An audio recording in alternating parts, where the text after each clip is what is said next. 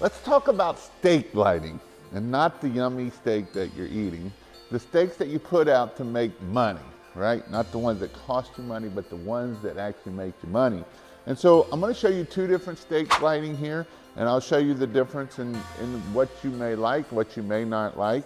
So this is the original, the ones that you see a lot. They have the three little arms here. You do have to be a little bit when you're trying to sit them in there and get them in there, and they can be a little bit tough. They work great. Sometimes though, in the winter time, we have this thing that's called cold. And some of you in the South don't understand this, but some of us up here in the North do. And it freezes. And when they freeze, it will either break the arm off or it won't come out. It will break the socket off and lots of other things along those lines. And so I want to show you a different type of steak lighting that we have here that doesn't do that. So this is what it looks like. It has the little teeth in here. It actually isn't teeth, it's just a little thing to hold the wire in there.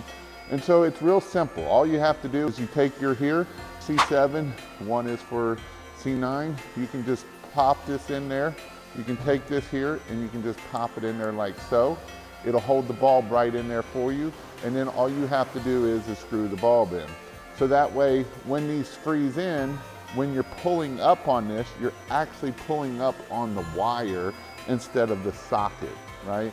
And so it won't break it off there. So if it's still frozen and won't come in, then that's the problem. But for now, this is a great way that keeps them nice in there, sturdy. You don't have to worry about them falling over or bending. You know, they're gonna stay solid.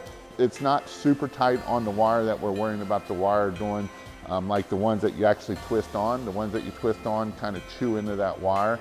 That doesn't do, this moves in there, it allows this to move, so it keeps it nice and sturdy. But then at the end of the season, when you go to pull them up, it'll pull them up. And it doesn't matter, there is a clip on the back side or not. It can go either side. It will come out. You're not having to worry about it. It'll only go one way.